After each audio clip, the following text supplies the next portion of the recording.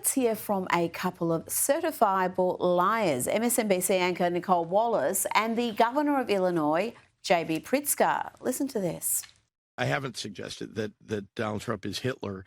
I wouldn't say I don't think about any Democrat has. I actually, and I think it's a smear that they project back on to critics. What now? No Democrat has called or suggested Donald Trump is Hitler? Excuse me?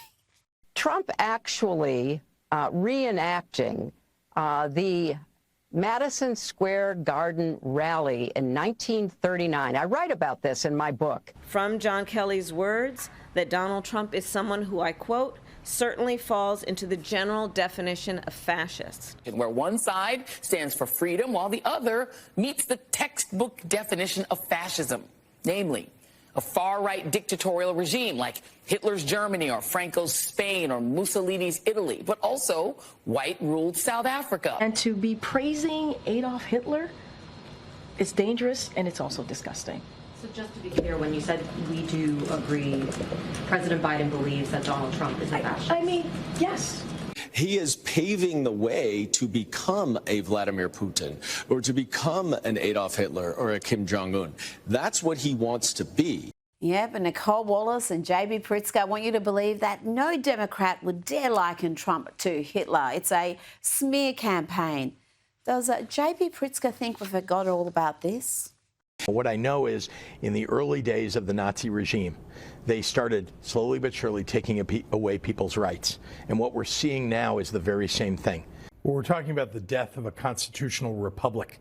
That's what happened in Germany in 1933, 1934. And we're seeing today that you've got an administration in Washington that's ignoring court orders. This is literally the end of the republic as we know it. Let's bring in Sky News contributor Kosha Gada. Kosha, why do they lie like that? I mean, everything is on video. They have been likening Donald Trump to Hitler for 8 years, if not longer, and yet they are now saying it's a smear campaign. I think because they're out of options. They really are. Because they did do it for 4 to 5 years initially from when he descended on that golden escalator. It reached a fever pitch in those 4 years where he was sort of deplatformed and planning his comeback. And then he succeeded. He won and he's back. So they don't have the option to rewrite history the way they might have otherwise if he had actually been in the dustbin of history. Since he's back, he's more powerful, won in a landslide. They only have one option left, which is to deny it.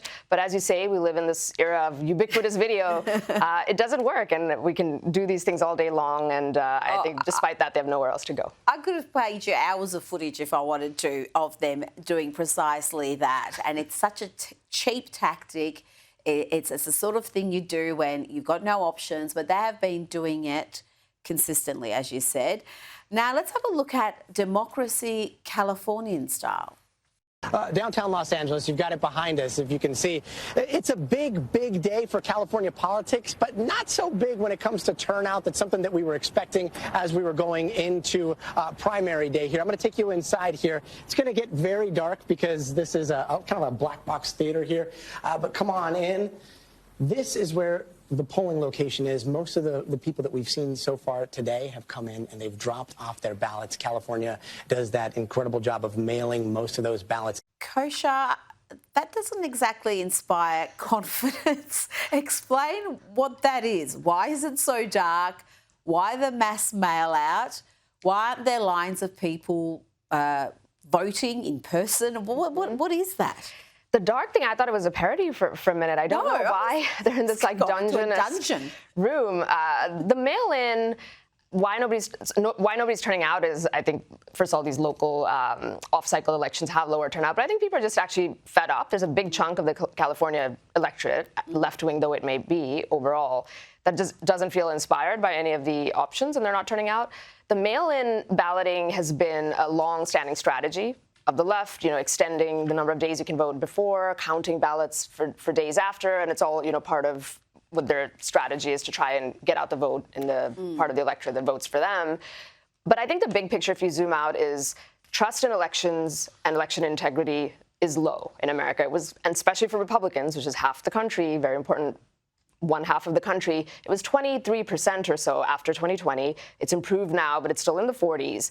That is overhanging, even in left-wing places like California. And when you do things like this and extend mass mail-in balloting and allow votes to be counted after the fact and don't clean up dirty voter rolls when dead people or illegals or all sorts of people are on there, it is not doing anything to help that. And that is a very problematic thing for a democracy, as they love to always remind us we are.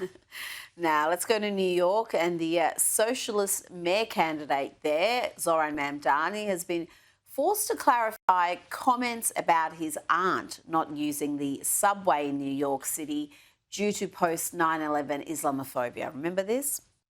I want to speak to the memory of my aunt.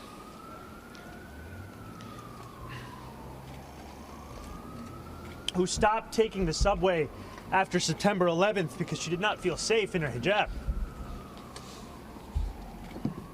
Zoran Mamdani made those comments a few days ago, and very quickly social media users identified his aunt and noted that she neither wore a hijab nor lived in the US during the period he was talking about. So Zoran Mamdani has clarified earlier today. He said, "I was speaking about Zehra Fouhi, my father's cousin, who passed away a few years ago." So there you go, Kosha. It was not so much his aunt as his dad's cousin. So I don't know if in his culture everyone's called aunt and uncle, or whether he was just adding a little mayonnaise to that story to make it a bit more, I don't know, poignant. There might be some truth to the first bit. It doesn't have the same ring to it as my dad's cousin didn't want to catch the subway. Next, it'll be his, his neighbor's pet, and then his high school friend's uncle or what have you didn't like, police or whatever his issue of the day is. It could be that there's a little bit of that. The culture uses those terms, rather loosely, but it doesn't have the same zing. The internet is incredible at finding these things out. Video is ubiquitous, as we were just saying. And he, with those crocodile tears, he really is, we know he's on a glide path to victory, and he really is an actor, I have to say, and a good one, a very good one. And that's why he's hitting those things. And even if after the fact the internet solves these mysteries or calls him out, it doesn't matter, because he's doing what he needs to do to get this thing in the bag, because that's where it's headed.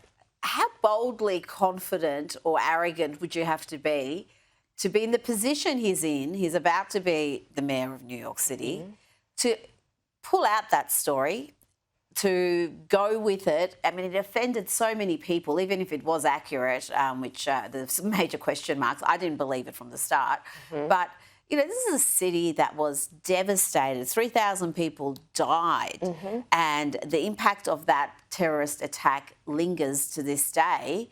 And he's talking about his aunt and shedding tears about some supposed aversion to public transport, as if that's some massive injustice, when people that lost their lives, thousands of people were murdered. 3,000 people, and so insulting. You're right that he has it in the bag, so he doesn't need to do these cheap tricks.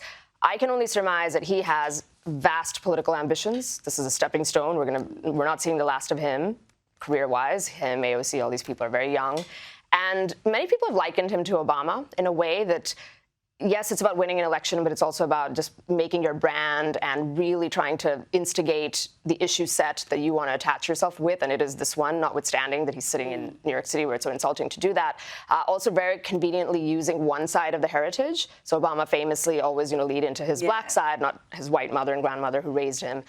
Same here. His mother is Hindu and this very elite filmmaker. Never talks about that side. He's got all the hijab-wearing Muslims in the background, and he is playing to that because that's where the demographic winds are blowing in the West, and I think he's trying to get a piece of it. Incredible, though, in New York that he would do that, because, you would think if you were advising him, you'd ask him to shy away from that, but that's what I'm saying. He is so bold and confident about where he's headed that he's not shying away from any of that. Now, the media remain obsessed with this absurd notion that Donald Trump is going to serve a third term. They're taking the memes and jokes seriously. Listen to this exchange suggesting Donald Trump will try to remain in the White House by being vice president. Theory on how you might try to serve a third term is that you could run as the vice president. Yeah, I'd be allowed to do that. Is it the White House or the White House counsels or your legal position? No, you'd be allowed to do that, but I wouldn't do that. And I think it's too cute. Yeah, I would rule that out because it's too cute. I think the people wouldn't like that. It's too cute. It's not, it wouldn't be right. Marco Rubio's got a very good poker face. He's not letting anything out there. I mean, really, if they were concerned about people serving third and fourth terms, I might look at the influence Barack Obama had on the Biden White House. What do you see here? I mean, I think the Republicans are Trump's Republicans now. I think if J.D. Vance is the candidate, so much of what he does is in the Donald Trump mould. So he doesn't need to be there for his influence to linger. He doesn't need to. He has completely remade the party. It started as a hijack, that's what they used to say, to just a rebuilding. You know, the Congress still doesn't have enough of the populist types. There's maybe 5 or 6. I would say a lot of the establishment people are still in there. That takes a few cycles to renew. But that is where the trend is. That movement is ascendant. There's JD. Even people like Marco, who originally were of the establishment, have all pivoted. Like all these mainstream people, Pam Bondi, all of these people, they're not all perfect, but they're generally following in his footsteps and sort of the populist vision. I think, you know, it's funny because the OG of the multiple terms was their favorite FDR, Democrat president. As you mentioned, Obama had this shadow presidency, was widely regarded. Maybe Trump could do that. He's got plenty of property there and everywhere, stick around. But it would be funny. He'll never do this. It would be funny. There is one president who, I think it was one of the Adams, second Adams, that went back into Congress after the presidency.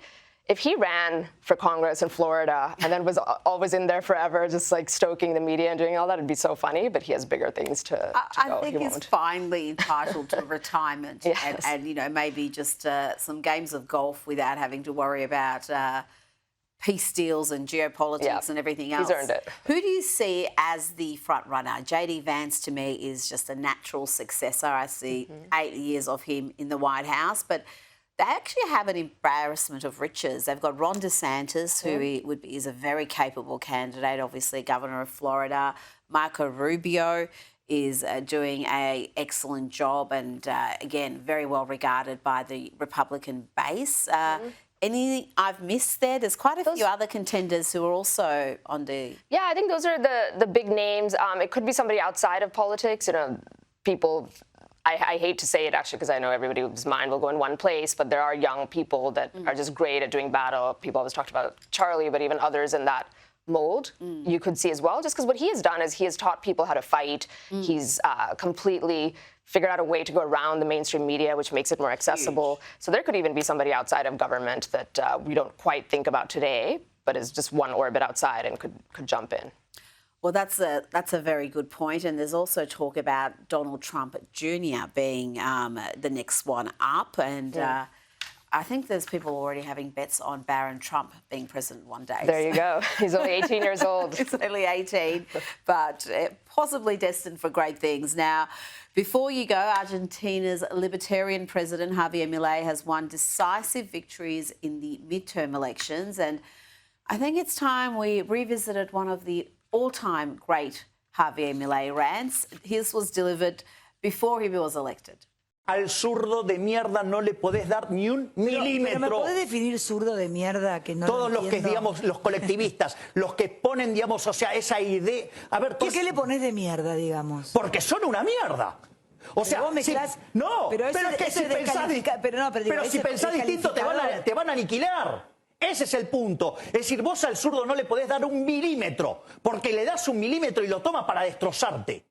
No, you can't give them an inch, Kosha. You cannot give them an inch. They will kill you. They almost killed Argentina. You look at what happened to Argentina over several decades, this once prosperous, proud nation on its knees. And the way it's bounced back under Milei is astonishing. And again, these midterm results are an endorsement of what he's been able to achieve. I think it's that one, and it's his chainsaw when he was taking the chainsaw to the government. Those are the two.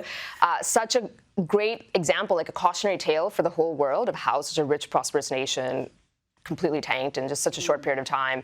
And then also how you can come back from it. And inflation was like north of 200% before him. And it's now down to 40%, very, very high, but it's trending in the right direction. I think it's going to be 30% by the end of this year, projections say. GDP was in a recession, GDP growth. It's now 5-6% even. It's growing.